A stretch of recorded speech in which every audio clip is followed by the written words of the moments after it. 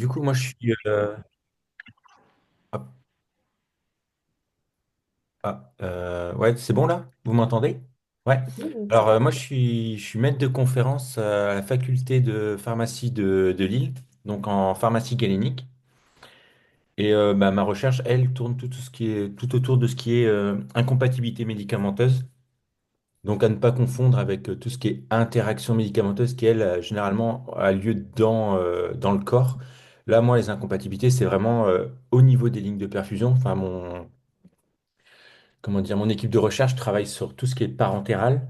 Et moi, c'est vraiment le mélange de médicaments avant l'entrée dans le corps, donc au niveau des lignes de perfusion et les risques d'incompatibilité. Donc, c'est généralement des phénomènes physico-chimiques tels acide-base, etc. Et voilà. Et Et vous êtes voilà. originaire de quelle ville? Comment? Vous êtes originaire de quelle ville? Ah, de quelle ville? De Rennes. Enfin, je suis brestois, mais comme il n'y a pas de fac de pharma à Brest, je suis allé à Rennes et après de Rennes, je suis monté à Lille. Voilà. Ok, bah du coup, je suis aussi enfin, maître de conférence dans la plus belle de toutes les matières, c'est-à-dire la pharmacie galénique, du coup, à la fac de Tours. Et moi, pour le coup, enfin, moi, je fais ma recherche aujourd'hui pratiquement qu'en cosmétique, mais sinon, je suis plutôt spécialisé de manière globale en un peu formulation nano, inorganique, et sinon du semi-solide, de la crème, du gel, etc., du matériel, quoi. Enfin, du matériel.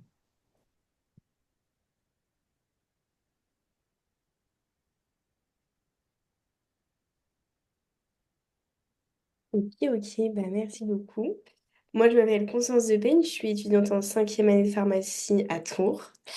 Et voilà, et je suis vice-présidente de la recherche et de l'internat pour la NEP. Et je ne sais pas ce que fait la troisième intervenante. Je viens de recevoir un SMS, en fait, elle m'a dit de commencer sans elle. Donc, bah, on va commencer par la première présentation. Ok. Tu peux partager ton écran ou pas? Ah, c'est moi qui commence déjà, du coup? Ouais. Ok, autant pour moi. Ouais, je vais le partager. Parce qu'en gros, du coup, on va faire un tour des trois intervenants, ce qu'ils ont fait dans leur parcours, leur activité de recherche. Et si vous avez Ok. des questions, n'hésitez pas, que ce soit sur comment est-ce qu'on accède à la recherche en pharmacie ou sur qu'est-ce qu'on fait concrètement en recherche. C'est un peu l'objectif du webinaire, d'avoir des personnes pour répondre à vos questions. Ok, super. Du coup, bah, tu me dis quand je commence et Et bah, quand tu es ouais, prêt. c'est bon. Ok. Donc, je me présente. Donc, je suis Anthony Martin Mena. Donc, je suis docteur en pharmacie. Donc, j'ai fait mes études de pharmacie. Bah, enfin, je suis PhD et PharmD et maître de conférence maintenant en pharmacie galénique. Donc, je travaille au sein de. Alors maintenant, on parle de département de pharmacie dans l'université de Lille. Et je travaille au niveau de ma recherche, au niveau de l'ULR 73-65 Grita. Donc, il y a une équipe de recherche qui est concentrée sur tout ce qui est forme injectable et les technologies associées. Donc, pour donner une idée de mon parcours, il faut savoir que je suis originaire comment dire, de Brest. Donc, il n'y avait pas de fac de pharmacie à Brest, donc j'ai dû migrer, on va dire, à l'autre extrémité, donc à Rennes. Donc, j'ai fait mes études de pharmacie entre 2006 et 2012. Et j'ai obtenu l'internat et je suis devenu interne en pharmacie en spécialité innovation pharmaceutique et recherche. Donc, je crois que maintenant, elle n'existe plus, cette filière. Ouais, si la filière est PR. Ouais, c'est ça, exactement. C'est la filière IPR. Donc, cette filière IPR, en fait, j'étais obligé de faire durant une année, donc de novembre 2012 à novembre 2013, j'ai été en pharmacie clinique, enfin, en pharmacie clinique, en pharmacie hospitalière pendant un an au niveau de Creil, pour lequel j'avais effectué mon master 1. Et après, je suis monté sur Lille, continué mon internat où j'ai fait en deuxième année mon master de recherche et j'ai commencé ensuite mon doctorat d'université, donc pendant 2 ans. Et comme il me manquait une année, en fait, j'ai postulé au niveau du CHU de Lille pour la médaille d'or en pharmacie que j'ai obtenue et qui m'a permis de terminer du coup mon doctorat. Suite à ça, je suis devenu attaché temporaire d'enseignement et de recherche, donc ce qu'on appelle les ATER, pendant une durée de 2 ans, où en gros je faisais euh, de l'enseignement et à côté de ça, je faisais de la recherche. Et comme c'est maximum 2 ans, bah, en fait, le labo, comme il voulait me garder, en fait, je suis devenu ensuite enseignant contractuel. Donc, il y a un autre statut, mais qui me permet de faire plus d'heures de cours. Et à côté de ça, j'ai été embauché en tant qu'ingénieur développement qui me permettait de continuer à faire de la recherche. Et depuis septembre 2024, bah, je suis maître de conf, toujours au sein du même labo. Alors, très rapidement, en fait, pour expliquer mon activité d'enseignement, donc c'est, comme je disais, c'était sur de la pharmacie galénique. J'effectue environ, alors j'effectuais, mais cette année c'est un peu particulier parce je suis limité en tant que première année de maître de conférence à 160 heures, mais généralement je tournais autour de 300 heures par an sur de la pharmacie galénique. Alors c'était essentiellement des travaux pratiques, mais ça m'arrivait de donner des ED ou des cours magistraux. J'enseigne quasiment dans quasiment toutes les années de pharmacie, à savoir deuxième, troisième, cinquième et sixième année, mais je peux avoir également d'autres parcours, hein, allant du DUST au Master 2. Et bien sûr, pas faire que de la pharmacie galénique, mais aussi plus des cours qui sont en rapport avec ma recherche. Donc tout ce qui est sur dispositifs médicaux de perfusion, les circuits de traçabilité des produits de santé, les voies d'abord injectables, etc., etc. Euh, En tant que maître de conf, on peut être amené à être référent.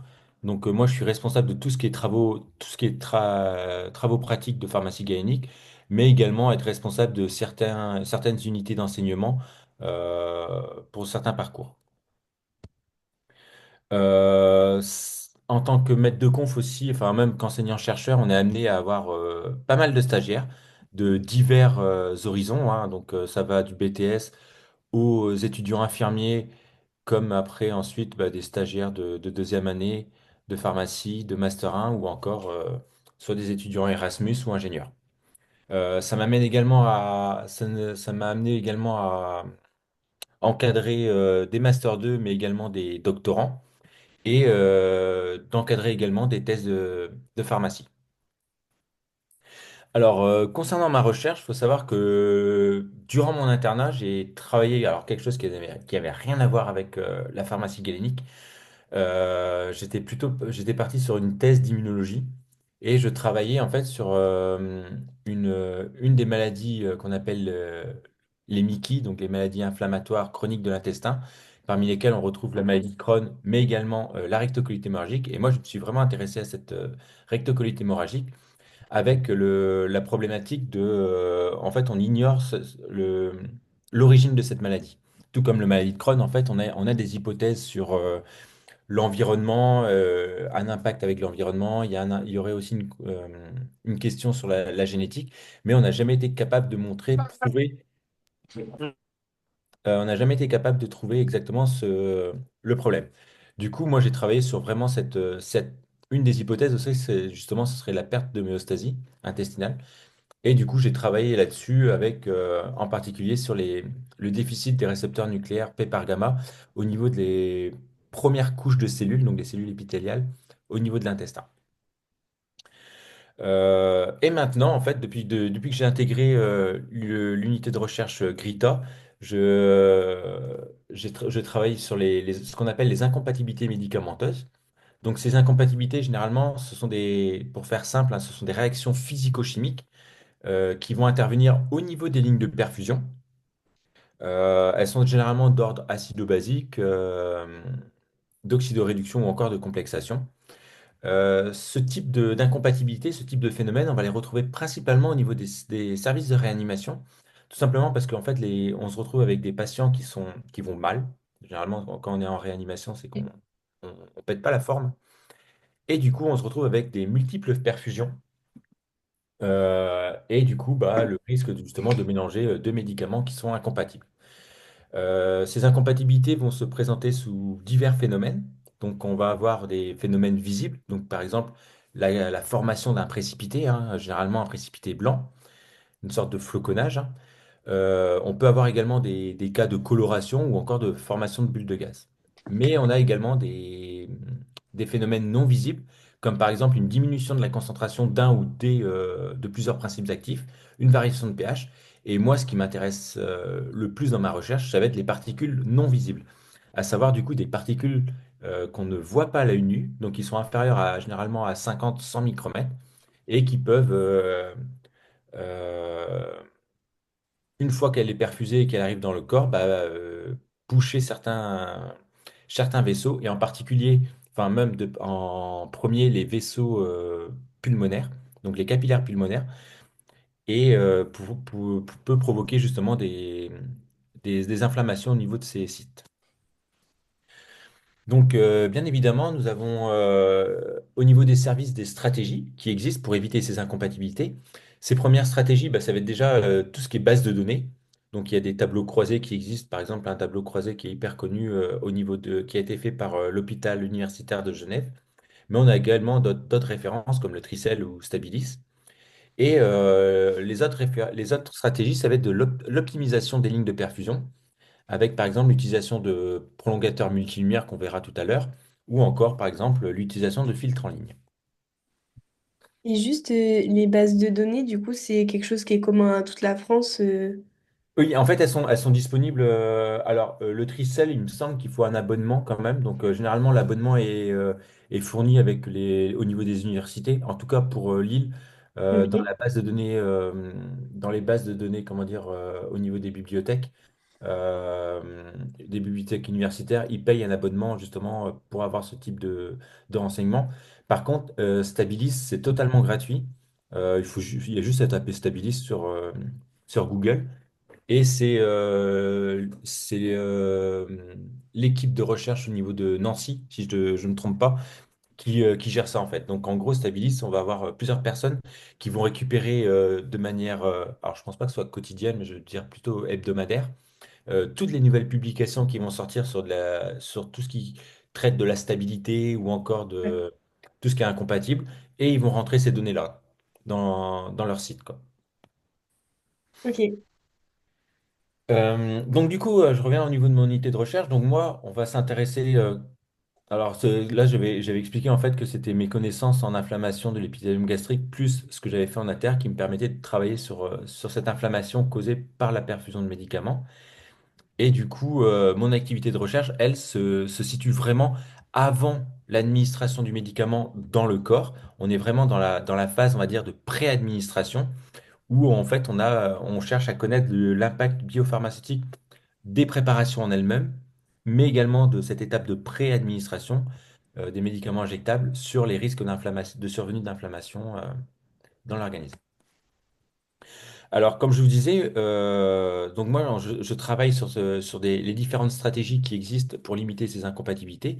Donc, j'avais effectué une revue de la littérature il y a quelques années pour connaître justement les différentes stratégies qui étaient adoptées au niveau des différents services de soins dans le monde.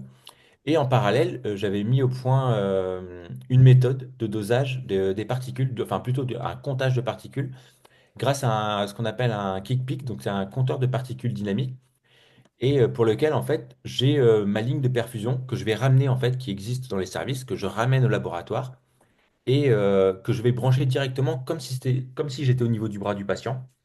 Et je vais lancer les perfusions. Donc tout ça va couler au niveau de cet appareil. Et cet appareil va être capable de me compter les particules qui font entre un et, on va dire, 300 micromètres. Donc, au niveau de l'écran, quand je travaille, c'est ce qui apparaît. En gros, là, vous avez le cas d'une incompatibilité. Donc, à l'intérieur de cet appareil, justement, ça se présente ainsi. Donc, on a une lumière pulsée ou un laser qui va émettre une lumière.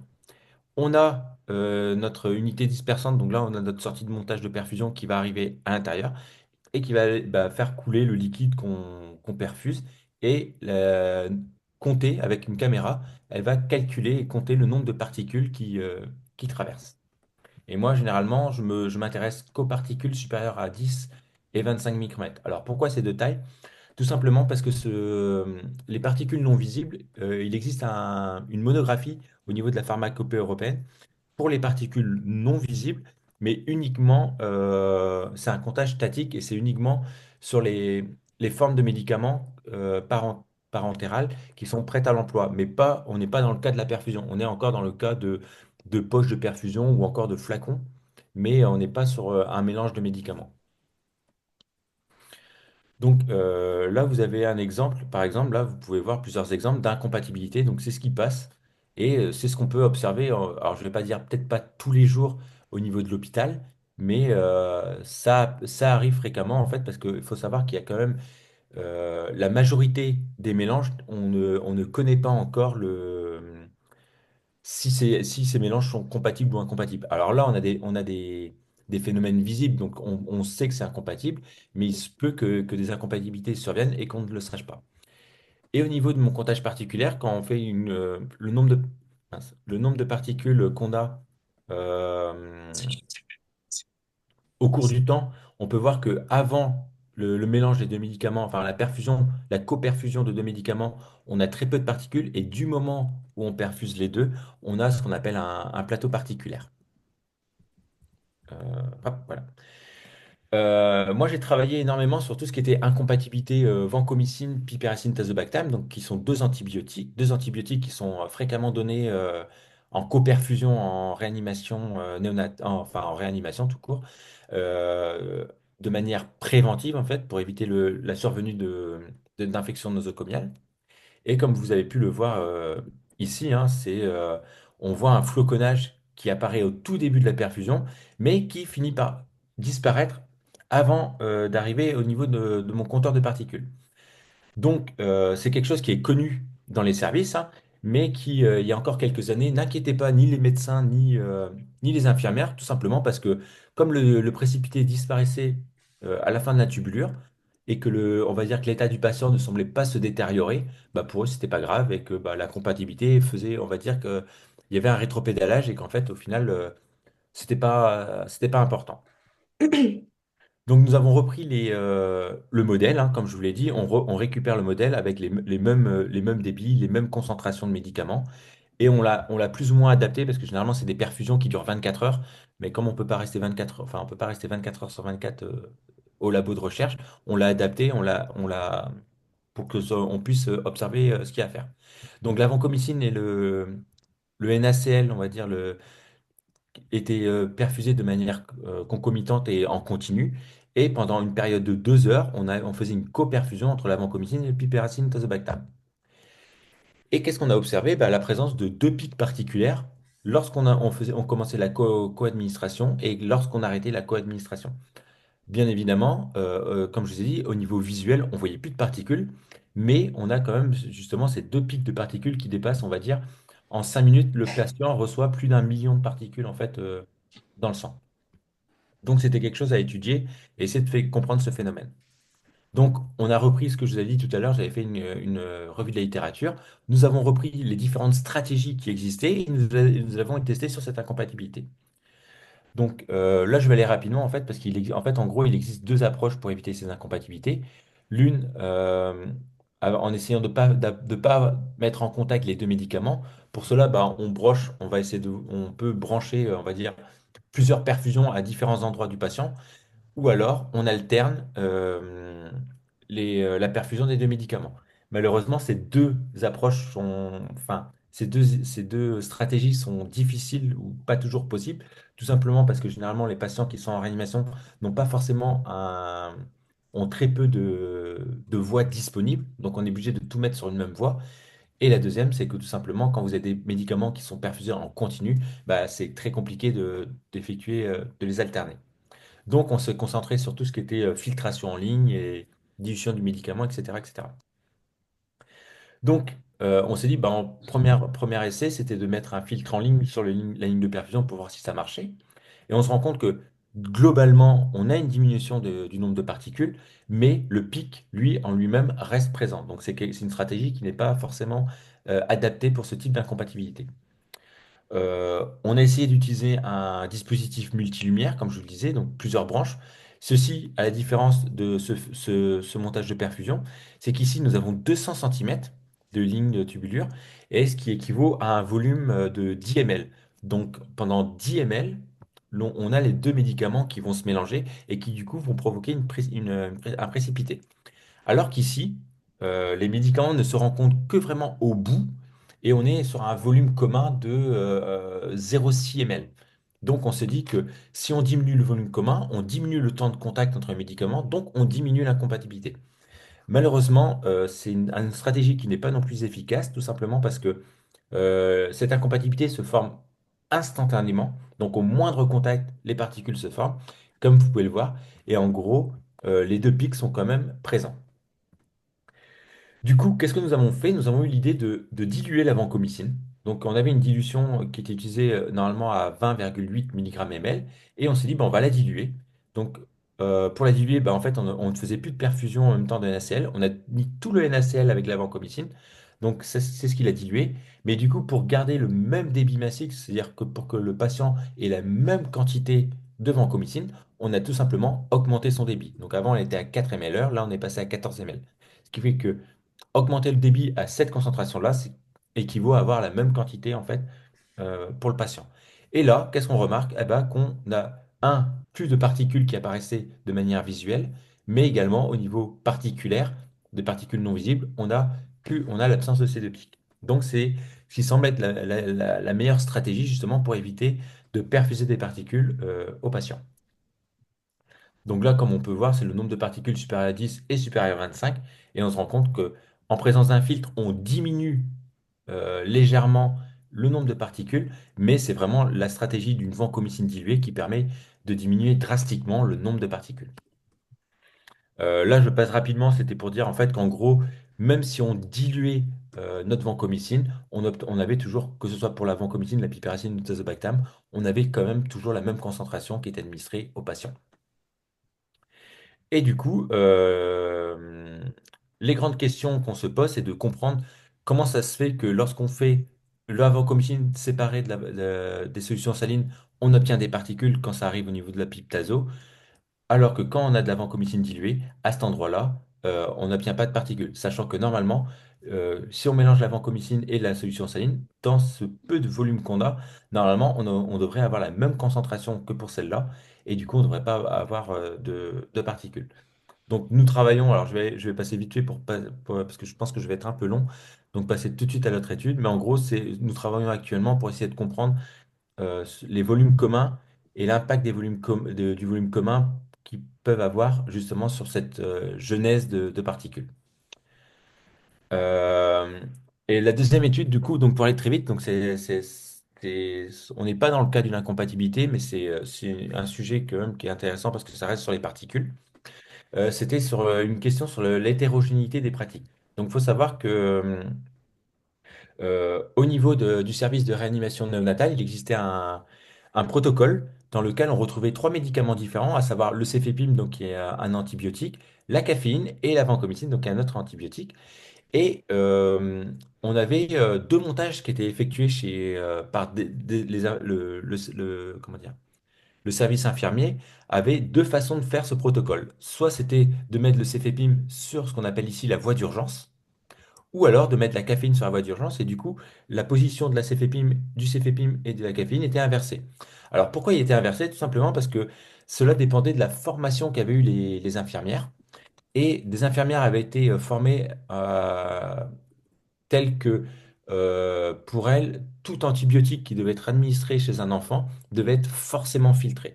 Donc, celles qui pensaient ça mettaient forcément la vancomycine et le cefepime sur une ligne qui était forcément filtrée avant d'être administrée chez l'enfant. Et pour d'autres qui, elles, bah, en fait, elles en avaient, c'est pas qu'elles en avaient rien à faire, mais c'est que pour elles, il n'y avait aucun danger, donc elles mettaient le cefepime en voie d'urgence. Donc, le chef de service nous a demandé de réfléchir, enfin de nous dire quel était le meilleur protocole afin d'homogénéiser, d'harmoniser ce qui était fait dans le service. Euh, du coup, à côté de ça, on avait bien sûr tout ce qui était nutrition parentérale, donc c'est à savoir la nutrition parentérale binaire, donc avec des acides aminés et du sucre qui pouvaient être administrés avec la vancomycine et la caféine ou le cefepime. Mais on avait une voie à part, donc pour la nutrition parentérale contenant les lipides, tout simplement parce que là, on doit mettre un filtre différent du filtre pour tout ce qui est solution aqueuse, parce que les solutions aqueuses, les filtres, c'est 0,22 micromètres. Pour les lipides, c'est 0,45 micromètres. Et pourquoi il y a une telle différence de port? Tout simplement parce que les solutions lipidiques, on ne peut pas administrer d'huile, on va dire, on ne peut pas administrer d'huile dans le sang d'un patient, c'est pas bon. Tout simplement parce que c'est pas soluble, quoi. Du coup, tout ce qui est lipides administrés chez les patients sont forcément sous forme d'émulsion. Et les globules de la nutrition parentérale lipidique sont des globules qui font entre 50 et, on va dire, ouais, entre 50 et 100 nanogrammes.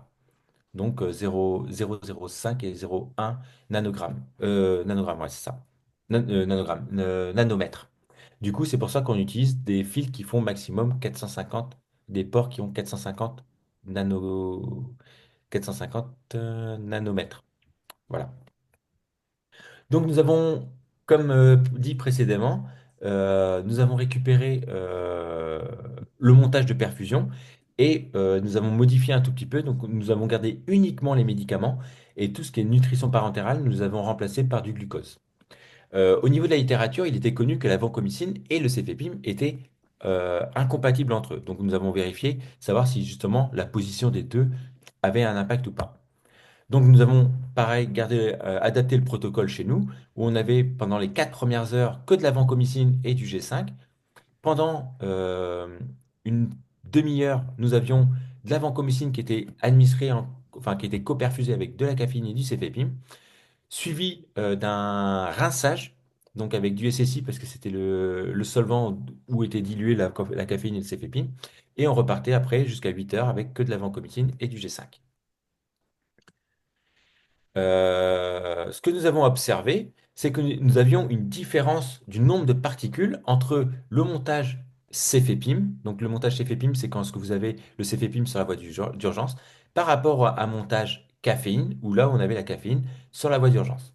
Donc nous avons essayé de chercher à comprendre pourquoi on avait une telle différence. Alors la première hypothèse était tout simplement que lorsque vous avez la caféine ici, le cefepime ici, vous allez le perfuser, vous allez le perfuser avec la vancomycine, sauf que la vancomycine et le cefepime vont se rencontrer après le filtre et du coup précipiter après le filtre, d'où pourquoi on aurait énormément de particules. Alors que quand vous allez sur le montage caféine, le cefepime et le vancomycine se rencontrent avant le filtre, donc s'ils précipitent, les particules sont bloquées au niveau du filtre et du coup on avait beaucoup moins de charge particulière. Donc là, c'était pour donner une idée du nombre de particules, et on se rend compte que c'est vraiment lors de la coperfusion céphépime, caféine, vancomycine qu'on avait une différence significative sur la charge particulière. Pareil, là on le voit, c'est vraiment le pic de particules apparaît pendant la coperfusion. Donc, nous avons cherché à savoir si la vancomycine jouait un rôle sur cette augmentation de charge particulière, et on s'est rendu compte que lorsqu'on enlevait euh, la vancomycine qu'on remplaçait par du glucose, on se rend compte en fait qu'on garde cette charge particulière élevée. Donc, la charge particulière que nous avions là ne provient pas d'incompatibilité entre la vancomycine et le cefepime. Du coup, nous avons décidé de regarder le nombre de particules que nous avions directement présents dans les flacons, et on s'est rendu compte que au niveau du céphépime, nous avions une charge particulière qui était anormalement élevée, sachant que si on se base sur les données de la pharmacopée européenne, normalement, nous ne devons pas dépasser 6000 particules de taille supérieure à 10 micromètres et 600 supérieures à 25. Et ici, on était à plus de 13 000 particules euh, par récipient. Et c'est quoi les risques d'avoir une charge particulière trop élevée pour...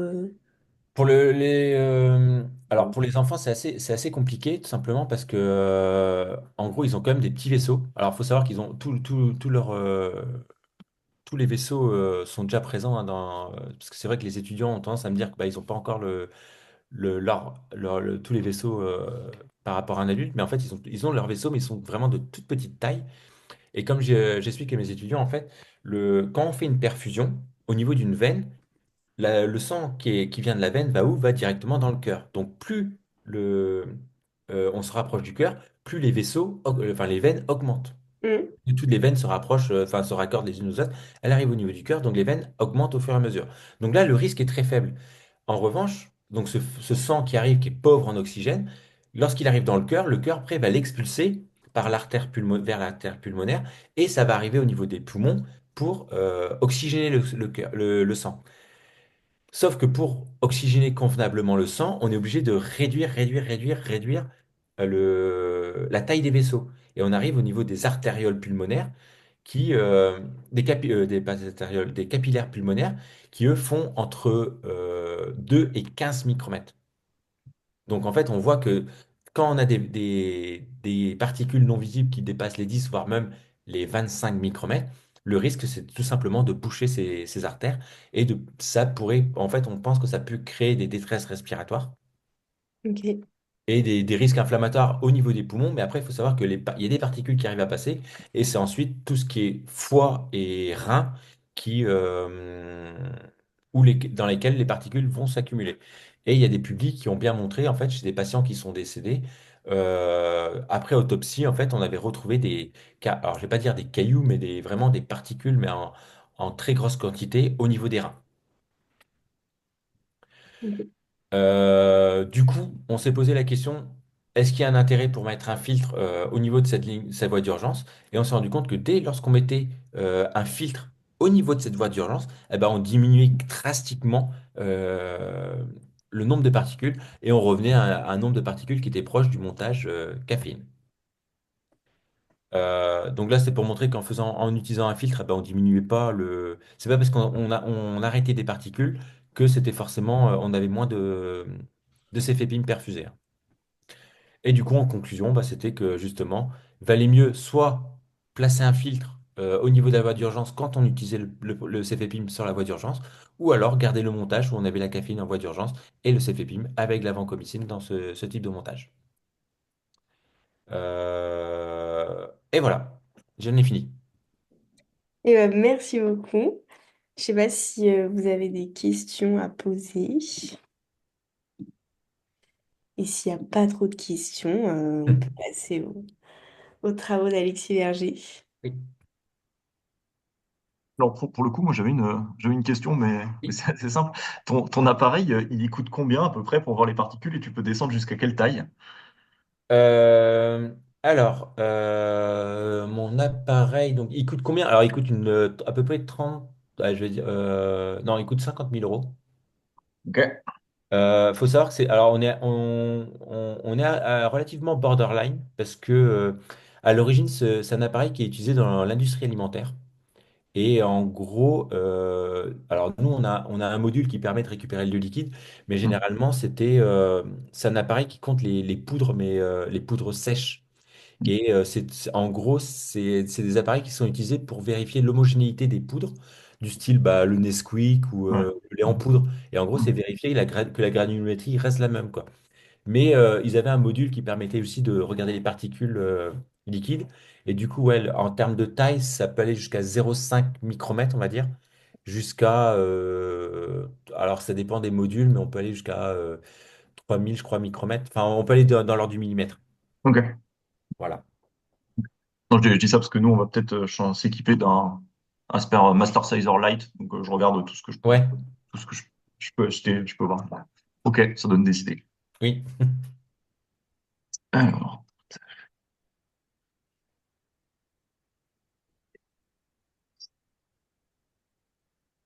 ok, ok.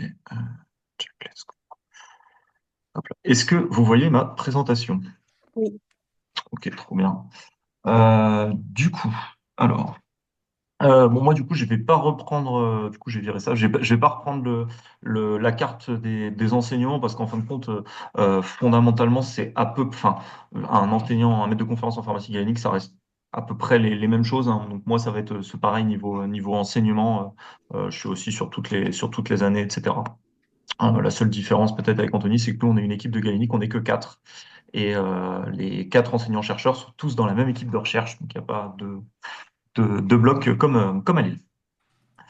Euh, Si moi je vous présente un peu le cursus que j'ai pu suivre aussi, donc bah j'ai commencé donc en PACES. Alors enfin oui j'ai commencé donc en PACES en 2010. En fait c'est l'année où je l'ai eu, mais moi j'ai commencé en première année de médecine avant la fusion donc en 2009 et bon j'avais fini dans les choux et ça me plaisait pas du tout du tout. Donc je me suis réorienté donc en PACES, on va dire, j'ai pris option pharma.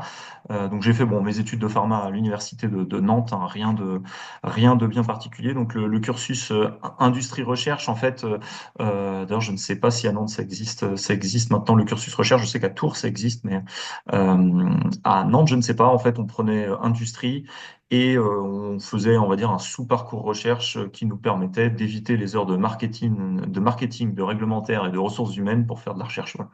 Enfin, des UE un peu plus marrantes, un peu plus recherche. En parallèle de mes études, pardon, j'ai fait donc un master 1 biologie et santé. Donc, c'était des petites UE libres en deuxième, troisième et quatrième année. Et on va dire, j'ai fait un stage en parallèle, notamment grâce à mon redoublement de troisième année. J'ai pu faire un stage donc de 6 mois euh, au LIOAD, donc un laboratoire de matériaux qui n'existe plus maintenant, en tout cas qui a été remplacé. C'était justement mes premiers travaux de recherche en 2014, donc sur la conception et l'évaluation de matériaux de comblement osseux, en fait, de produits pour réparer l'os. Et c'est pendant ce stage-là que je me suis dit que faire de la recherche en pharmacie galénique, ou en tout cas sur les matériaux, c'était vraiment très sympa. Voilà. J'ai choisi de faire le cursus industrie, pour être totalement franc, parce que j'ai fait pas mal d'heures d'officine et que ça me plaisait pas spécialement. En tout cas, je me voyais pas faire une carrière complète là-dedans. Et l'internat, ça aurait pu me plaire, je pense, mais j'avais clairement la flemme de travailler pour refaire le concours. Donc, je me suis dit que faire industrie recherche, c'était bien. Voilà pour ça. À la suite donc de ma cinquième année, on va dire Indus, je suis parti donc faire ma sixième année Indus, on va dire un master 2. Donc j'ai fait à l'université d'Angers, j'ai fait le master de nanomédecine et R&D pharmaceutique, donc qui existe encore. Et j'ai fait donc mon stage de master 2, donc qui portait sur la mise au point d'une nouvelle formulation de type liposomal pour la voie orale. C'était donc on va dire un stage assez bateau en galénique, en tout cas de faire des liposomes pour la voie orale. Et comme pratiquement tous les liposomes pour la voie orale, ça n'a pas très bien marché, mais ça donne un bon stage de M2. Voilà pour ça. À l'issue de ce master 2, donc j'ai enchaîné aussi donc par un doctorat donc en thèse en sciences pharmaceutiques. Donc voilà la fameuse thèse de sciences que j'ai réalisée donc à l'université de Rennes, à l'université de Rennes 1, donc dans le service de Galénic, donc sous la direction du docteur Gilles Delot. Et sur la partie, on va dire, voilà, formulation, mais je vous présenterai un peu mes résultats de thèse. Donc sur la partie Galé, aussi sur la partie donc chimie inorganique, parce que donc j'ai un doctorat donc en sciences pharmaceutiques ainsi qu'en chimie inorganique. Alors vous allez voir, j'ai pas fait beaucoup de chimie inorganique, mais ça rentrait là-dedans. Donc, s'y portait sur l'élaboration et l'évaluation in vitro de nanoparticules à clusters métalliques de molybdène, pour être précis, pour la thérapie photodynamique du cancer ovarien. Mais je vous présenterai un peu ça tout à l'heure. À l'issue de cette thèse, donc j'ai soutenu ma thèse en novembre 2022, mais j'avais déjà renoncé à ma fin de thèse, on va dire à 2 mois de salaire de fin de thèse, donc en fin août 2022, pour prendre un poste donc d'ATER. Voilà, donc comme Anthony, donc un poste d'assistant, donc sans la balance hospitalière, mais en tout cas un poste d'assistant donc à la faculté de pharmacie de Tours, dans l'équipe d'accueil nanomédicaments et nanosondes, et en particulier dans le groupe Cosmeto. Et du coup, en 2023, c'est ça, oui, 2023, oui, c'est 2023. J'ai eu donc le concours du poste donc, pour avoir un poste de maître de conférence donc en pharmacie clinique dans cette même équipe qui, en 2024, est devenue un département du Centre de biophysique moléculaire à Orléans.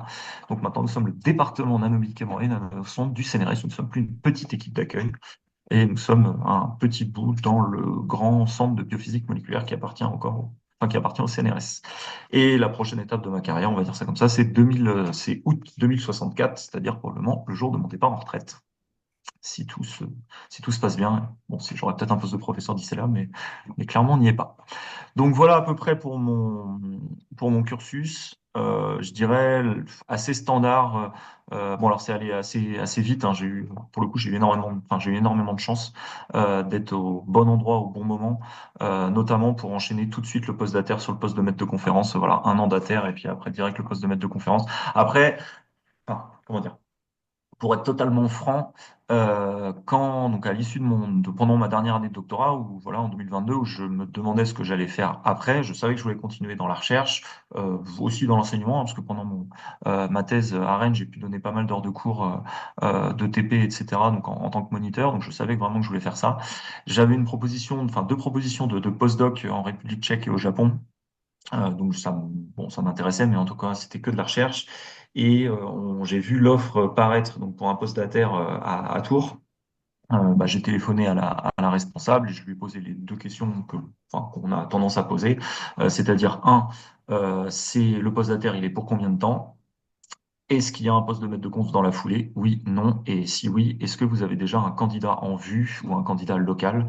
Voilà, c'est la question assez bateau.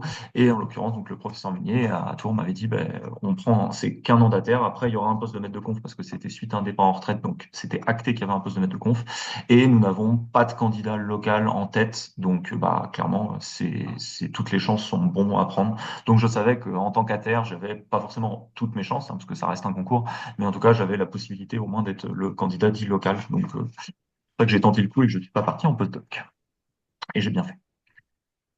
Voilà à peu près pour le cursus. Alors, concernant quelques travaux de recherche, si ça marche, c'est nickel. Hop là. Voilà, mes activités donc de recherche. Donc déjà, mes activités de recherche donc pendant ma thèse. Alors vous allez voir, moi j'ai une couleur, on va dire, c'est compliqué. C'est-à-dire c'est galénique chimie des matériaux, on va dire ça comme ça. Enfin, vous allez voir, mon activité de recherche actuelle est vraiment très très différente, en tout cas dans le cœur de mon activité de recherche actuelle est extrêmement différente de ce que j'ai fait pendant ma thèse, mais en fin de compte non, puisque la teinte, on va dire, que je mets sur ma recherche en galénique, c'est plutôt caractérisation physico-chimique et caractérisation des matériaux, plus que de la formulation en tant que telle.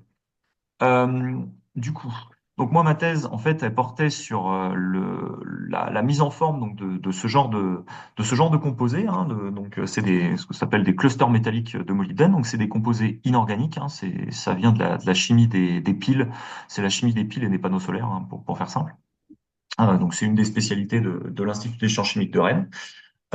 C'est des composés qui ont des propriétés, on va dire, thermoélectriques relativement intéressantes, mais surtout qui ont des propriétés potentielles d'anticancéreux.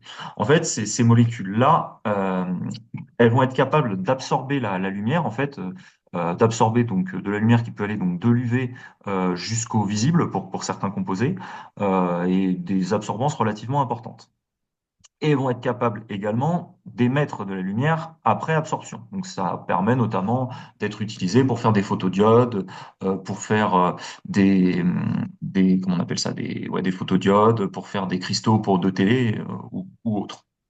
Mais ça a aussi une autre possibilité, en fait, c'est que ces composés-là, une fois activés donc par de la lumière, hein, par des photons, ils vont passer dans un état dit activé. Alors, je vous passe les diagrammes de Jablonski et compagnie de photocatalyse et de photoélectrolyse, mais ils vont passer dans un état, on va dire, super excité. Et cet état super excité, en fait, on va avoir un trop-plein d'énergie. Et ce trop-plein d'énergie, le photosensibilisant va pouvoir l'émettre, enfin en tout cas le rendre de deux manières différentes. Soit par des réactions de type 1, c'est-à-dire qu'il va aller transmettre son énergie à des molécules d'eau ou des molécules d'oxygène, donc d'oxygène basal. Hein. Mais par exemple, dans le cas des molécules d'eau, pour faire des espèces oxydantes type H2O2, O2 point, HO point. Il va aussi pouvoir transmettre cette surplus d'énergie donc à de l'oxygène moléculaire pour en faire de l'oxygène singulet, donc par des réactions de type 2.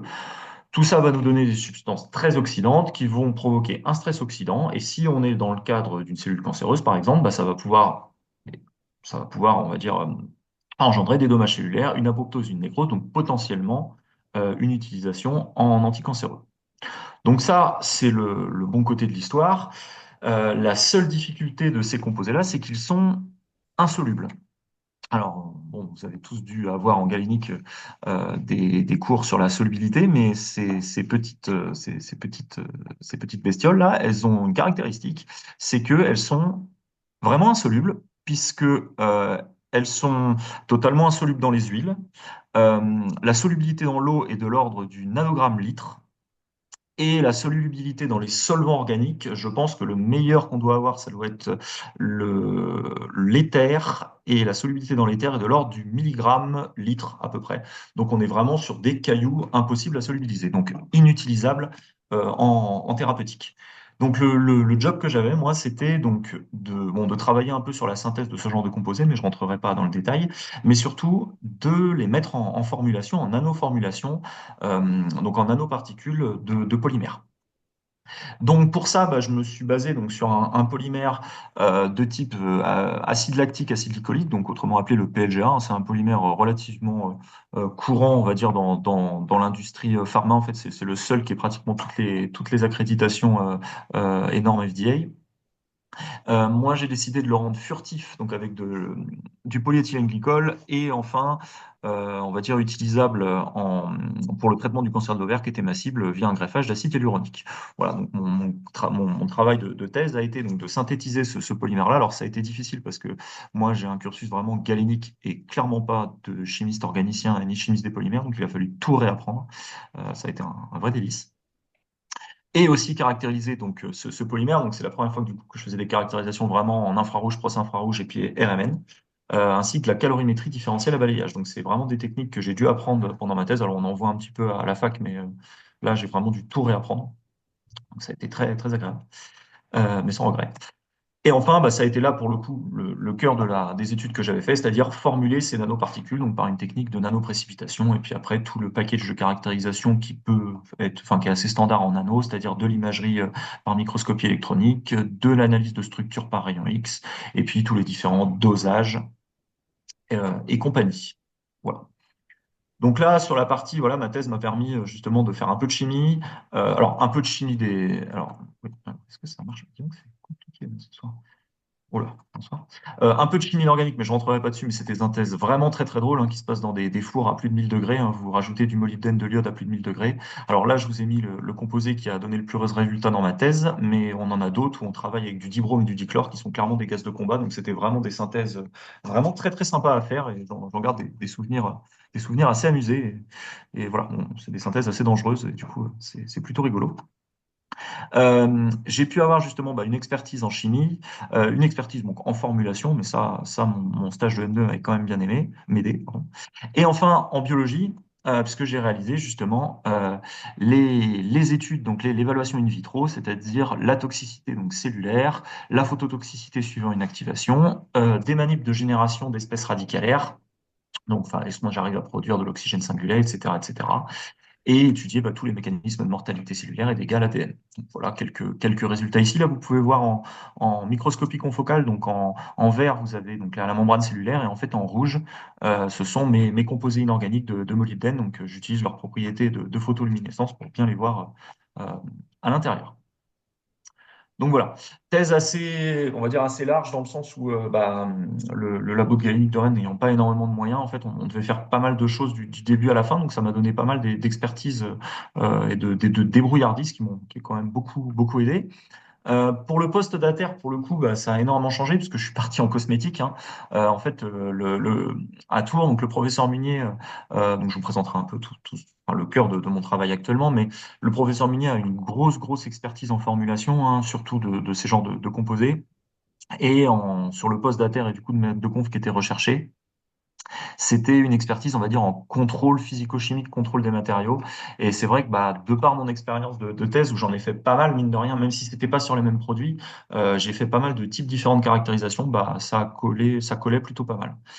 De plus, mon équipe étant nanomédicaments et nanosondes, hein, mes collègues font des nanovecteurs à base d'oxyde de fer pour de la thérapie anticancéreuse, aussi que d'autres types de nanomatériaux et de liposomes pour l'anticancéreux, bah voilà, j'arrive quand même à pouvoir dépanner certains de mes collègues justement en caractérisation de ces objets nano, même si c'est pas le cœur de ma recherche. Parce qu'on a une petite équipe, hein, le département NMNS, donc ça, on s'entraide un peu.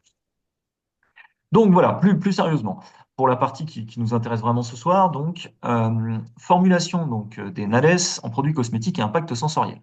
Donc là, ce que je vais vous présenter, c'est mes travaux de recherche donc en tant qu'ATER, hein, qui ont donné lieu à plusieurs publications cette année. Je vous présenterai un petit peu ce que je fais vraiment en ce moment, mais c'est dans le même cœur de métier.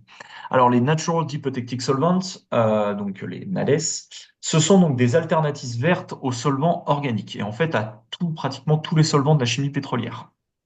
Euh, ils sont synthétisés à Tours donc par un laboratoire avec qui on bosse énormément, le laboratoire Simba, donc qui est le laboratoire, en tout cas l'équipe du professeur Leslie Boutsock-Delay. S'il y a des petits retours en jeu ici, c'est le service de pharmacognosie.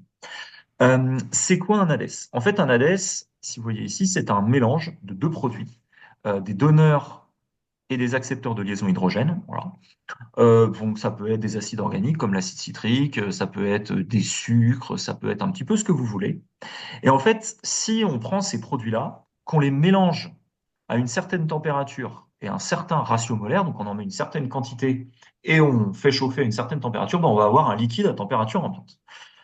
Ça peut paraître compliqué, mais en fait c'est très simple. Je vais vous donner un exemple relativement simple, hein, celui que je donne toujours en conférence. Vous prenez de l'acide citrique et du glucose. Donc l'acide citrique, voilà, l'acide citrique, de la poudre, c'est bien, on l'utilise pour donner un côté piquant et un côté acide au bonbon. Acide citrique, point de fusion, ça fond à peu près à 135, 140 degrés. Glucose, voilà, je ne présente pas le glucose, ça fond à peu près à 120, 130 degrés. Je prends deux quantités de poudre, voilà, de la poudre, je les mélange, je les mets dans un petit bécher, ok. Je mets sous agitation, je chauffe à 50 degrés pendant à peu près 1 heure. Quand je reviens, j'ai un liquide. Ah, j'ai un liquide à température ambiante. Pourtant, les deux produits n'ont pas fondu, hein, on est bien loin de leur point de fusion. Et en fait, par un réseau de liaison hydrogène, en fait, les deux produits vont fusionner en n'en faisant qu'un seul et devenir un liquide. Ces liquides-là, bon, ils ont plusieurs avantages. Ils sont biodégradables, biocompatibles, donc ça, c'est plutôt cool.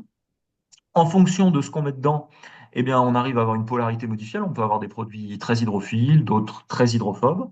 Et c'est des produits qui servent énormément pour solubiliser et extraire des actifs naturels.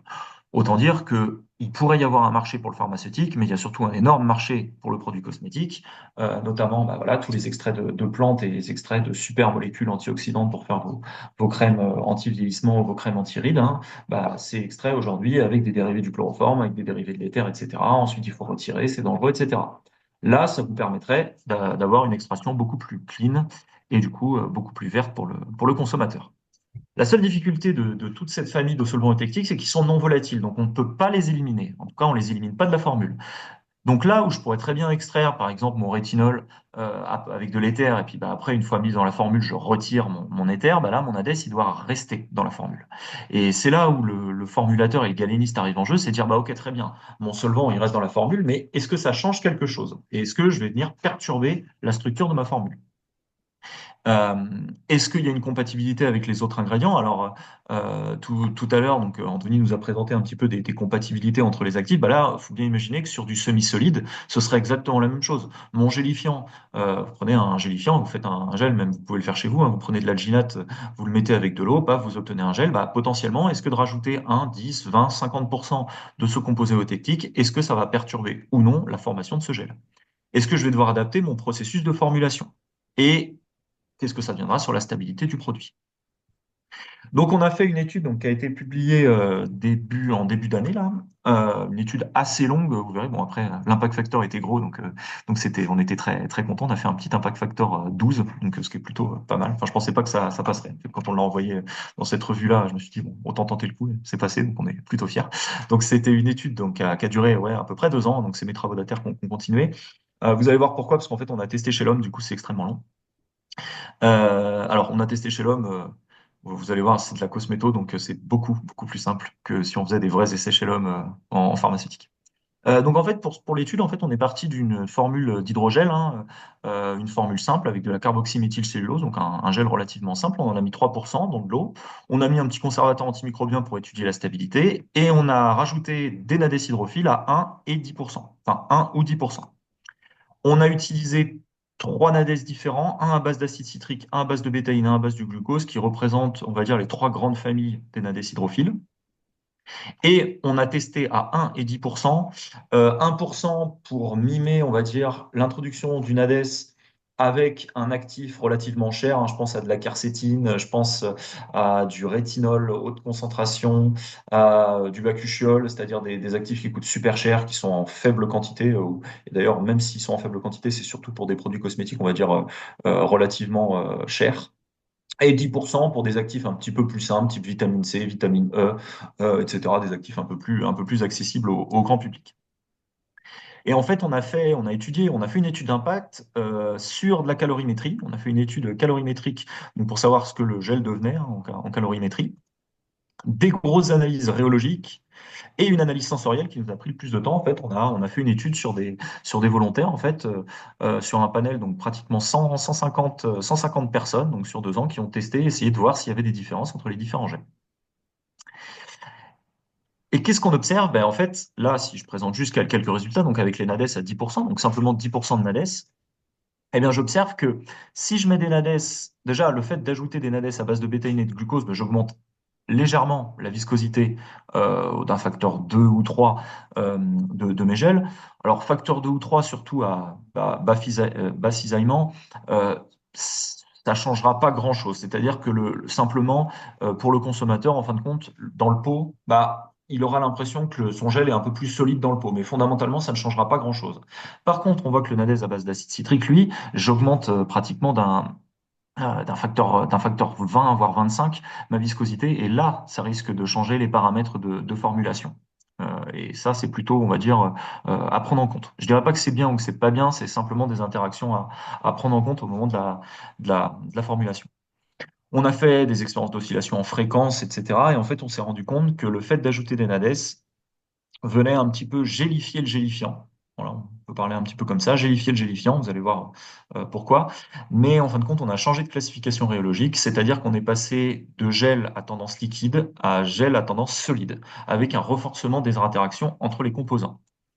Là où c'est plutôt fun, sans vous raconter toute l'étude, c'est que j'ai testé pas mal de conditions, donc ajouter 1 et 10% dans des gels, mais soit au moment où je formulais le gel, soit 24 heures après avoir formulé le gel. Et en fait, les résultats que je vous présente ici, ils sont 24 heures après avoir formulé le gel. C'est-à-dire que je fais mon gel à 3% de carboxyméthylcellulose, ok?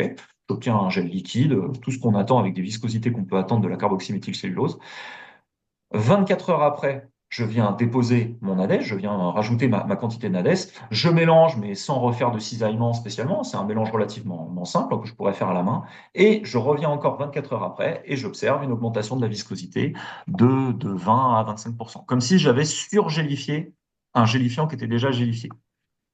Euh, je l'ai pas présenté pour pas vous compliquer la tâche, mais enfin vous compliquer la lecture. Mais fondamentalement, dans le papier, ce qu'on a réussi à prouver, c'est que le NADES venait réagir sur des protons donc par RMN du solide, venait réagir donc sur des protons de la carboxyméthylcellulose qui sont normalement pas pris en charge dans le réseau de gélification. Et en fait, on est venu surgélifier la cellulose par augmentation du nombre de liaisons hydrogènes, ce qui était plutôt super fun et super intéressant. Et en fin de compte, certains collègues américains, là, j'ai vu, ont sorti des papiers où ils montrent qu'avec d'autres types de gélifiants, type des alginates ou de l'acide hyaluronique, ça marche pareil, c'est-à-dire qu'on vient surgélifier le gélifiant.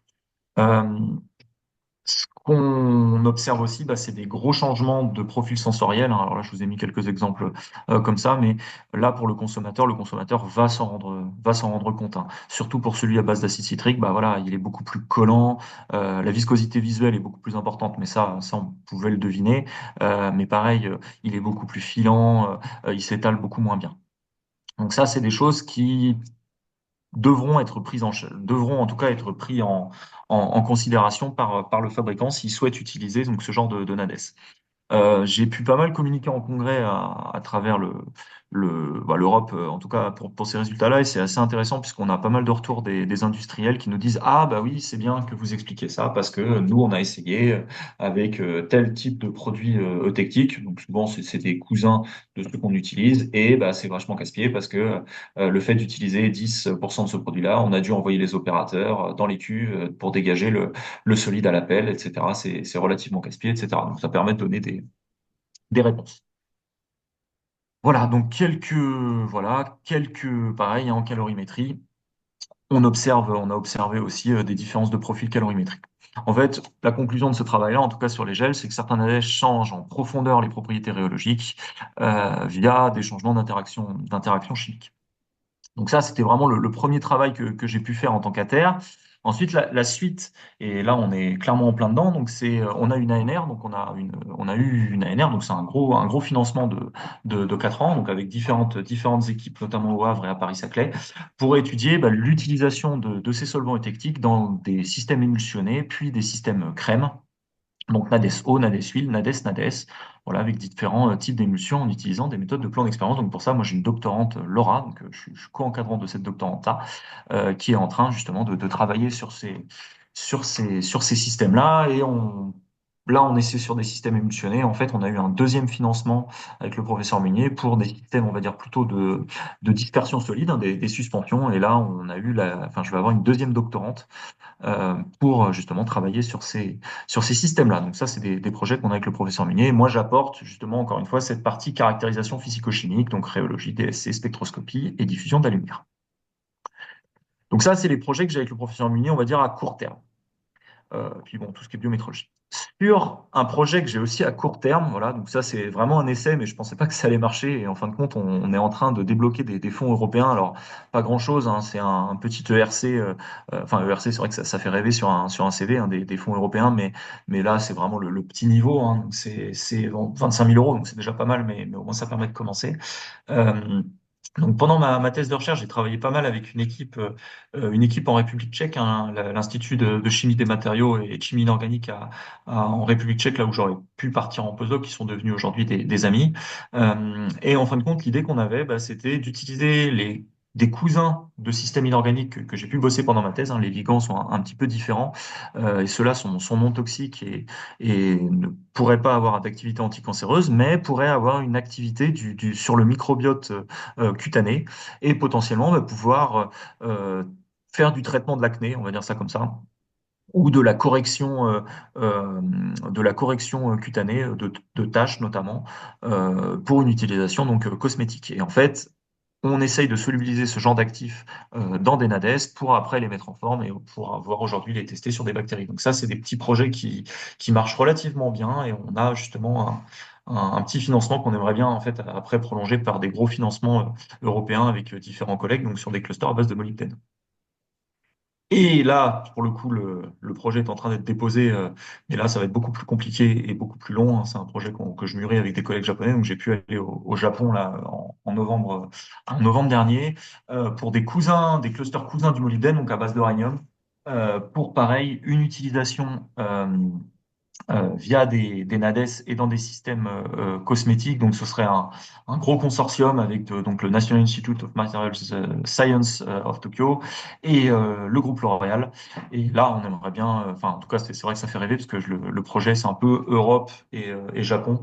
Et c'est un projet donc à plusieurs, ouais, ça doit être de mémoire 70 millions d'euros pour un projet de 10 ans. Il y a quasiment aucune chance de l'avoir, mais voilà, c'est un petit projet qui me tient à cœur et que je, je suis en train de mûrir avec des collègues japonais. Voilà. Donc, mais bon, il y a très peu de chances que ça passe. Mais j'ai plus de confiance sur celui-là que sur celui-là, mais bon, qui ne tente rien, n'a rien.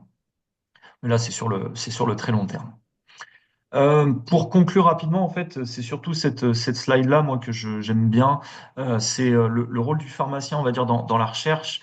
Et en fait, bah, alors, le rôle du pharmacien galénique, c'est vrai que la galénique, on est un peu au centre de tout, mais pour moi, le rôle du pharmacien en tant que chercheur, qu'il ait fait à l'internat ou qu'il ait fait l'industrie, c'est que bah, il va pouvoir à peu près discuter avec tous les autres corps de métier, en fait, de par la diversité, la richesse de notre cursus, où on voit pas mal de choses, mine de rien ben, on va pouvoir travailler avec des gens qui font de la bio, avec des chimistes, avec des analystes, les gens de la pharmaco, des cliniciens, des physiciens. Et même si on n'est pas des spécialistes, hein, encore une fois, quand je me souviens, hein, quand j'ai commencé par exemple la chimie des polymères, je suis pas chimiste des polymères, hein, j'ai pas un niveau de chimiste des polymères, je me revendiquerai jamais comme tel. Mais par contre, quand ma directrice de thèse, Marianne, qui était elle chimiste des polymères, me parlait, bah, je comprenais.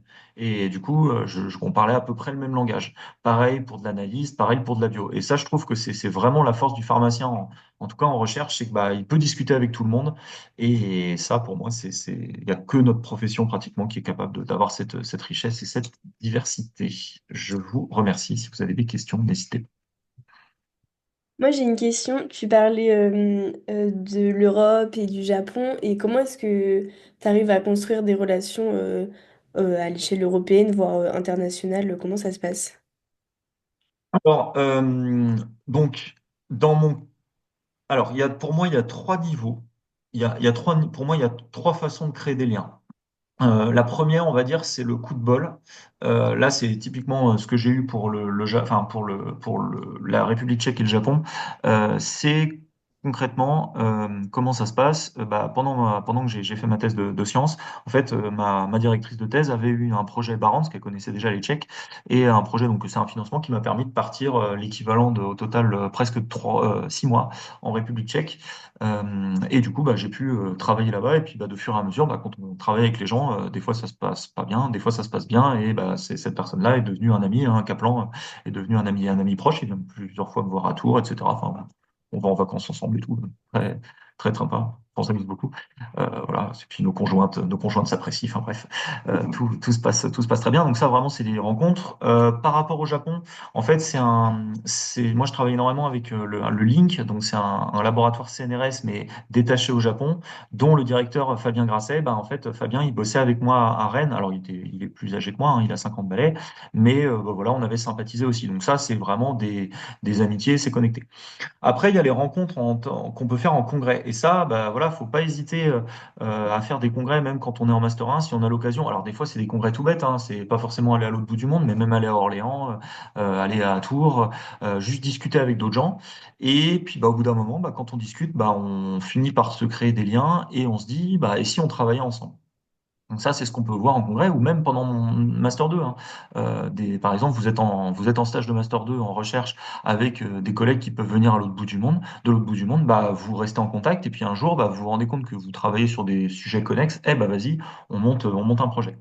Et enfin, le troisième niveau, c'est on va dire le niveau, ce que je pourrais appeler un peu alimentaire, surtout en Europe.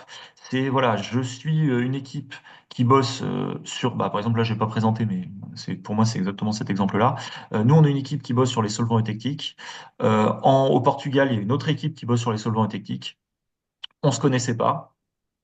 Mais si on veut taper des gros projets européens, il faut qu'on travaille ensemble. Donc même si bah voilà, en Europe, on est deux équipes à publier sur pratiquement le même sujet, il y a deux choses, soit on se tire dans les pattes, soit on s'allie, et du coup, bah on finit par s'envoyer des mails, organiser une rencontre, et puis bah voilà, on essaye de savoir comment travailler ensemble en se synergisant plutôt qu'en se tirant dans les pattes. Pour moi, c'est les trois niveaux. Mais en tout cas, ouais, aujourd'hui, la recherche, elle est internationale. Et il faut vraiment pas avoir peur, en tout cas, de bouger. On va dire ça comme ça. Et est-ce que vous avez eu des expériences à l'international pendant votre cursus, stage, master, thèse Moi, j'ai toujours trouvé. Alors, bah, thèse de sciences, oui, je suis parti en République tchèque. Ok. Mais sinon, en fait, j'ai toujours trouvé à domicile ce que j'avais. Mais là, encore une fois, j'ai eu de la chance. Voilà. Et parce que en galénique, on va dire en formulation, on a des bons labos, hein. Enfin, on a des bons labos en France de manière globale. Mais en tout cas, voilà, je trouvais, en tout cas, je trouvais ce que j'avais à domicile. Mais enfin, voilà, j'aurais pu partir en postdoc aussi et j'ai eu ouais, mes années en République tchèque, enfin, mes mois en République tchèque m'ont quand même bien servi. Après, voilà, pour le Master 2, le labo où j'ai fait mon Master 2, donc le MINT, donc à Angers, pareil, il y avait beaucoup d'étudiants internationaux. Mon équipe chimie des matériaux, chimie du solide, c'est presque 50% de Russes. Voilà, dans mon équipe, il y avait presque 50% de Russes malgré le conflit. Malgré le conflit, donc c'était un peu festif, mais voilà, j'ai à chaque fois été dans des équipes internationales, mais du coup, j'avais pas forcément besoin de bouger. C'est pas forcément ce qui m'aurait dérangé de bouger, hein. J'étais assez ouvert hein, à l'époque. Ok, merci. Est-ce qu'il y en a d'autres qui ont des questions? Sinon, on passe à la partie officine. Oui, très bien. Bonsoir à tous. Merci Constance pour l'invitation. Désolée, j'étais un petit peu en retard. C'est toujours quand on veut fermer pile à l'heure l'officine que ce n'est pas ce qui se passe. Euh, je vais prendre le temps du coup de présenter, de partager mon diaporama. Alors, forcément. Hop.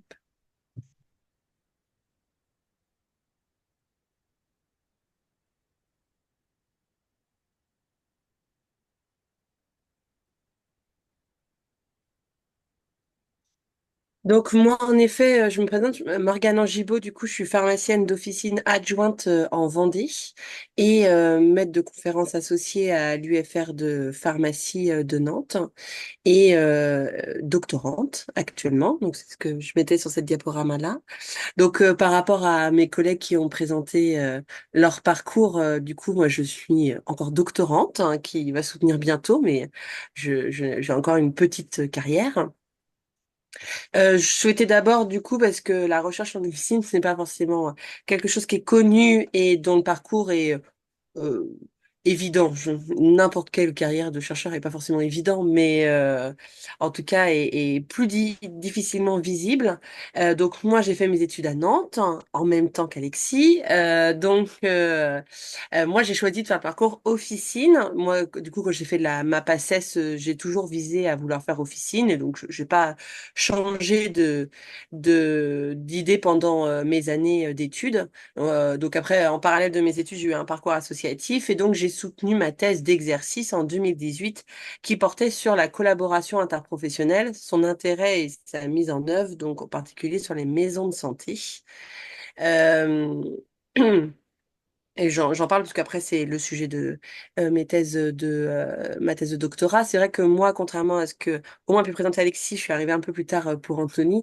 Je n'ai pas fait pendant mes études de master 1, de module de recherche, parce que pour moi, c'était niette. Parce que je visualisais la recherche uniquement de ce qu'a pu plus présenter Alexis, parce que ça se rapproche de plus, mais de ce qu'on voit principalement dans le sens médicaments, paillasse, parce que la recherche plus fondamentale. Et donc, pour moi, c'est pas envisageable de faire de la recherche à ce moment-là, donc je n'ai pas créé mon parcours pour faire de la recherche ensuite. Donc moi, je fais un parcours classique de pharmacienne d'officine. Je passe ma thèse et puis du coup, j'arrive à faire mes premiers postes en officine où je fais des remplats l'été. Et puis, bah, dès l'obtention de ma thèse d'exercice et de mon diplôme, bah, un CDI à partir d'octobre 2018. Et puis du coup, je me suis un peu ennuyée à faire du 100% officine, faut dire ce qu'il y est. Et puis, c'était en 2018. Maintenant, mine de rien, les missions sont énormément étendues et sont beaucoup plus intéressantes que ça l'était au moment où je suis sortie de mon diplôme. Et donc, j'ai souhaité un peu voir d'autres orientations et j'ai fait un master de santé publique et donc j'ai fait un master de promotion de la santé et prévention à l'EHESP qui est l'école de santé publique de Rennes qui est un master qui est destiné à autant aux professionnels de santé que aux, euh, aux gens qui ont fait des licences master. Donc là, c'est encore pas un master de recherche, parce que c'est pas encore le moment où ça m'intéresse. Et donc, pendant ce Master 2, je fais mon stage à l'association des ESP CLAP, qui est en fait un dispositif régional d'exercice coordonné. Donc là, on refait un peu le lien avec ma thèse d'exercice. Et donc, je fais mon mémoire où je fais un travail de recherche sur la recherche qualitative, donc par des entretiens semi-dirigés, auprès des professionnels de santé sur le dispositif des ESP CLAP pour équipe de soins primaires coordonnés localement autour du patient. Et avec ce stage, avec un peu ce que j'avais vu à mon master, même si c'était pas spécifiquement un master de recherche, je commence à découvrir ce qu'est la recherche en santé publique et qui, du coup, s'éloigne de la recherche fondamentale qu'on peut visualiser, en tout cas que moi, j'ai visualisé au cours de mes recherches, au cours de mes études. Et ça commence à m'intéresser, je commence à me dire que c'est quelque chose qui pourrait me plaire. Et en fait, ce stage et donc ce mémoire, il est encadré par deux personnes, par la chargée de mission du dispositif des ESP CLAP, mais surtout par le docteur Maud Jourdain, qui est médecin généraliste et qui est médecin généraliste et maître de conférence associé à l'université de médecine. Et par ce biais-là, du coup, je rencontre le département de médecine générale, dont je vais parler un tout petit peu après, qui me propose d'intégrer leur équipe. Et donc, c'est ma troisième étape où j'intègre ce qu'on appelle le pôle fédératif des soins primaires. Donc, je peux d'abord parler du département de médecine générale. Donc, alors, selon les villes, ils sont plus ou moins récents ou vieux, mais en tout cas, Ça s'est démocratisé quand la médecine générale est devenue une spécialité du cursus médecine avec son DES de médecine générale en 2004. Et donc là, ils ont constitué des départements parce il peut s'opposer en tout cas, moi, ce que je vis à Nantes, à l'université de Nantes, c'est le fait que en médecine, c'est des départements en fonction des DES et donc en fonction des spécialités. Et chaque département s'occupe des internes qui ont choisi cette spécialité-là. Donc, il s'occupe de la formation des internes en médecine générale et de la recherche en médecine générale. Et donc, ce département de médecine générale cogite un petit peu à Nantes par la dynamique de ceux qui sont particulièrement à la recherche. Il souhaite créer un pôle fédératif des soins primaires et qui est en fait une structure interprofessionnelle universitaire qui a deux objectifs, c'est-à-dire de développer la recherche en soins primaires et de développer les enseignements interprofessionnels. Donc, les soins primaires, je pense que la plupart d'entre vous est au clair, mais pas toujours quand je pose la question. C'est que du coup, les soins primaires, la définition, c'est le premier contact que le patient a avec le système de santé. Et donc, c'est la pharmacie d'officine, le médecin généraliste, la sage-femme libérale, l'infirmière libérale, le kiné. Voilà, c'est plus ce qu'on on va donner des soins primaires, des premiers de la première étape dans le parcours de soins qui, si on caricature, hein, s'oppose à l'hôpital, qui normalement n'est pas le premier contact. Bon, mis à part les urgences. Et donc de fédérer en fait les structures universitaires qui font des soins primaires autour de la recherche et des enseignements.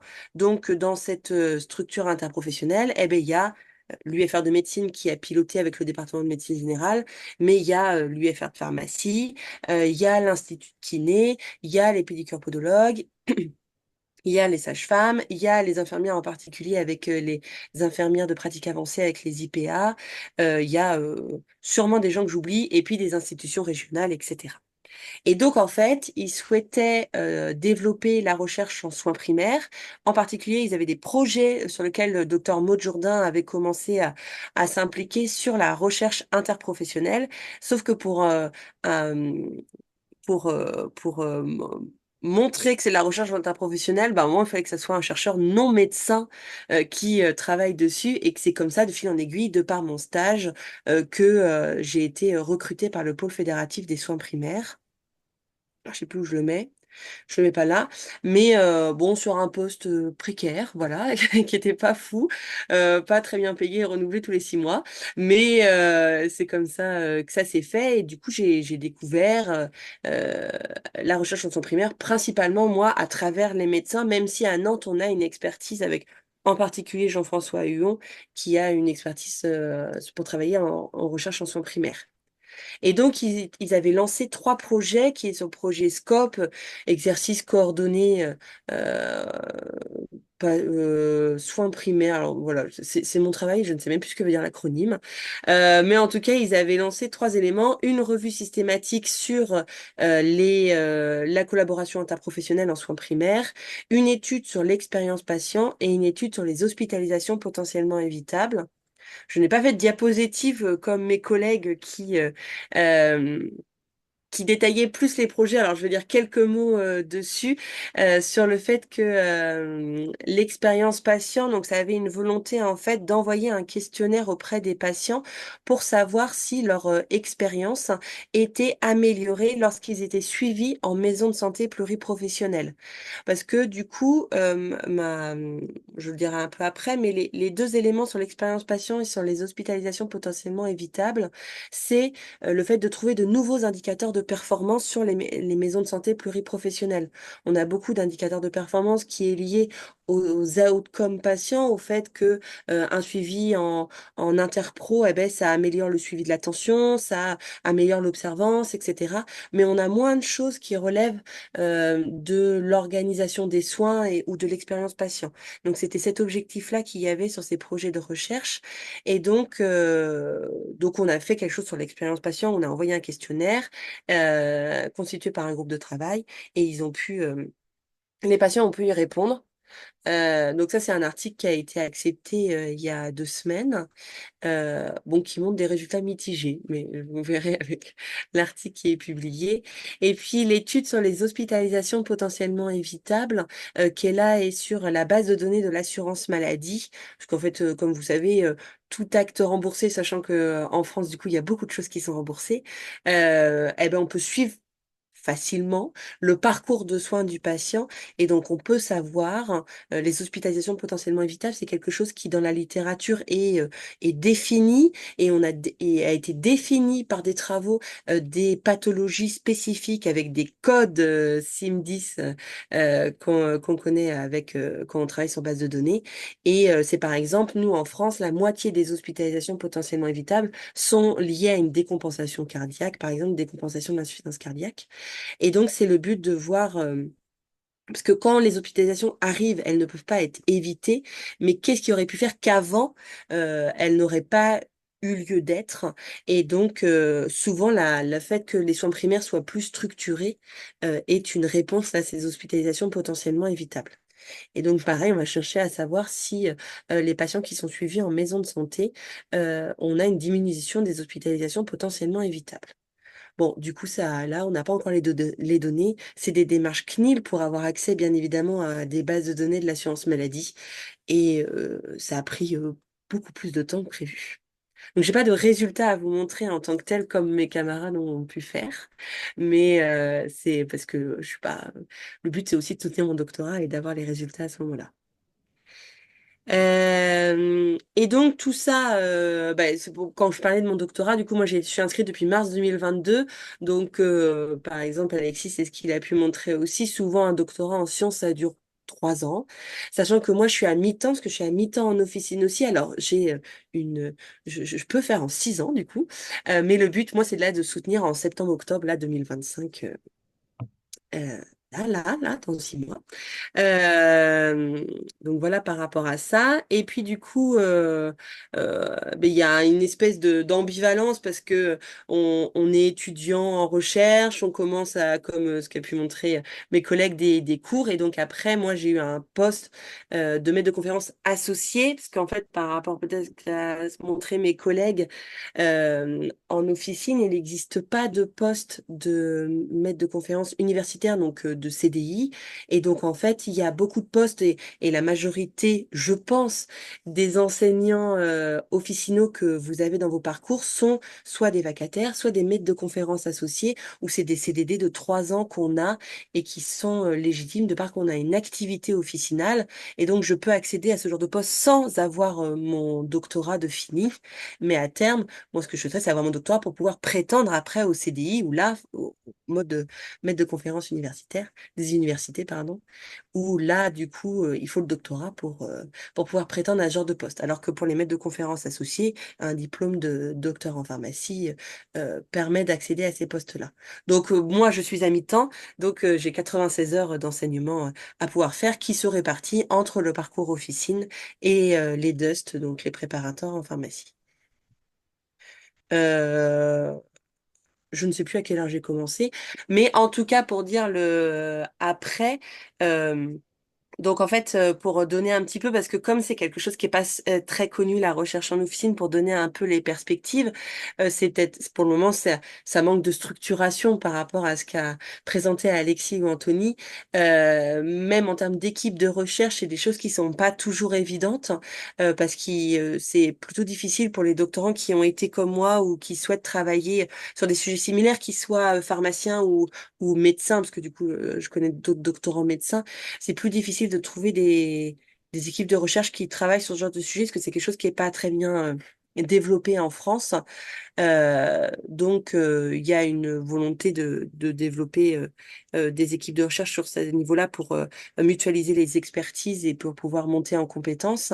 Et après, en termes de pharmacie, nous, il y a un souhait de développer cette recherche en officine, parce que mine de rien, actuellement, moi en tout cas à Nantes, et ça se révèle dans plusieurs facultés, le parcours officine reste un des parcours qui est le plus plébiscité par les étudiants, qui est quand même la vitrine du métier de pharmacien, même si on a pu voir avec Anthony Alexis la diversité du métier de pharmacien qu'il y a.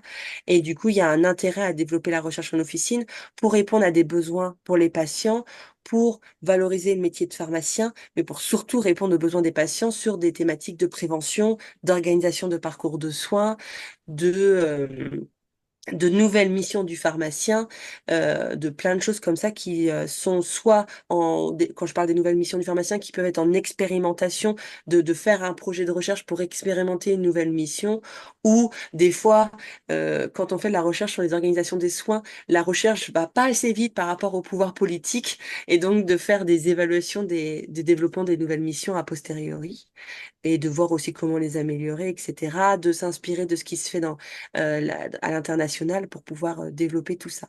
Et donc, il y a un enjeu politique fort qui va venir avec la R3C, mais avec la réforme du DES Officine, en tout cas, il y a une volonté nationale de développer des postes de maîtres de conférences des universités pour les officinaux, des bi-appartenants, donc comme vous avez pu connaître avec les hospitaliers, les bi-appartenants hospitaliers et universitaires, que ces postes-là puissent être créés pour les officinaux pour pouvoir développer la recherche en officine, développer la pédagogie en officine, qui a un enjeu quand même d'avoir plus d'enseignants officinaux présents euh, pendant nos études, pendant les études, et je sais plus comment je voulais finir ma phrase, mais en tout cas, il y a un enjeu national là-dessus, et bon, bah, c'est ce qui fait que c'est quelque chose qui est pas connu, parce que c'est un peu compliqué actuellement. Donc, en France, il y a deux maîtres de conférences des universités qui ont un profil officinal, et après, on est plutôt des doctorants ou des gens qui ne sont pas forcément encore lancés dans cette histoire-là.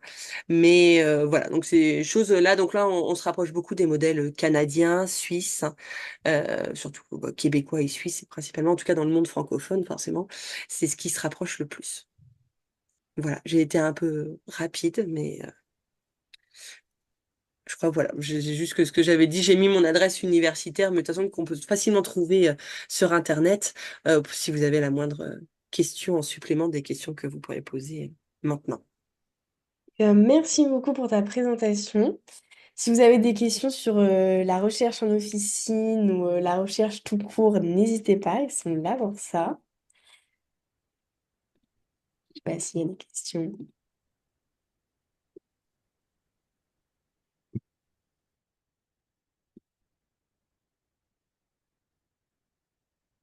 Et sinon, pour Morgane, est-ce que, il y a déjà eu des articles qui montraient l'impact du pharmacien dans l'amélioration des soins primaires pour les patients?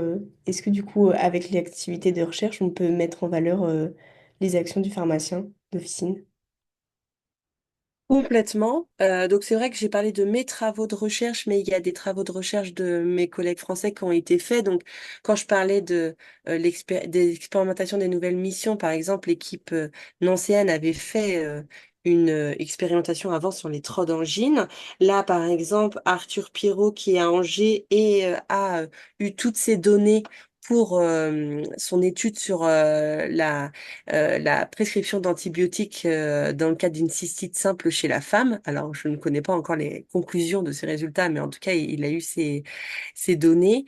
Et après, à l'international, bon, je vais pas forcément parler de ce que je connais, mais il y a plein d'autres choses qui sont faites. Mais moi, dans la revue systématique que j'ai fait sur la place du pharmacien dans la collaboration interprofessionnelle, c'est montrer que lorsque le pharmacien est inclus dans une équipe, souvent, l'action qu'il réalise, nous ce qu'on appelle nos bilans partagés de médication, nos entretiens pharmaceutiques, c'est le fait que le pharmacien fasse des entretiens pharmaceutiques avec des recueils de données, fasse des interventions pharmaceutiques des entretiens auprès des patients, et ça a montré que surtout sur la partie cardiovasculaire, parce que forcément en soins primaires c'est un gros morceau des soins, ça a montré que les gens avaient une, euh, une baisse de l'hypertension artérielle, eu- l'observance, on le voit moins, avait une meilleure gestion du diabète, un petit peu de résultats aussi sur la dyslipidémie.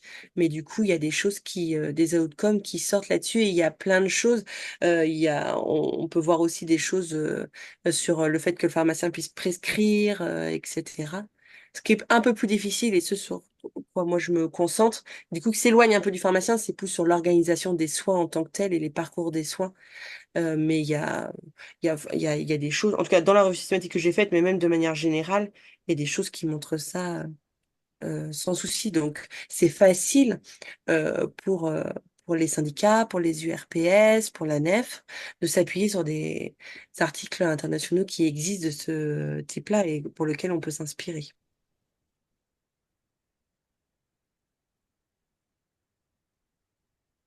Et comment ça se passe pour la collecte et l'analyse des données en pharmacie d'officine?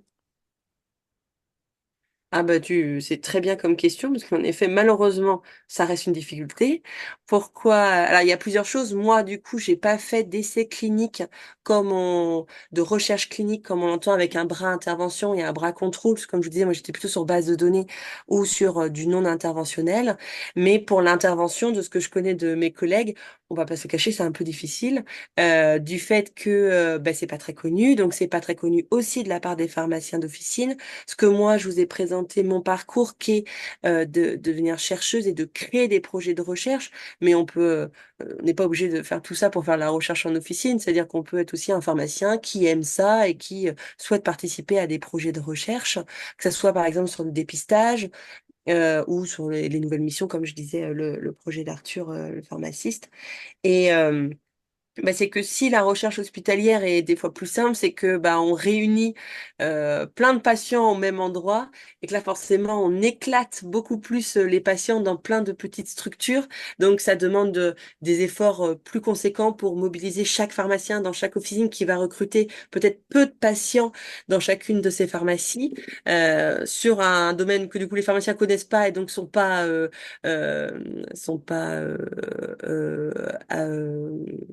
accoutumés, c'est pas le mot que je veux dire, mais en tout cas sont pas habitués. Et donc actuellement, il faut le dire que c'est pas évident de recruter en officine, même de recruter en médecine, hein, parce que le département de médecine générale, c'est aussi les difficultés. Mais de rien, c'est pas ça qui doit nous empêcher de le faire. Et puis à terme, je pense que il va avoir j'espère qu'il y aura des simplifications aussi pour aider chaque professionnel à mieux s'investir.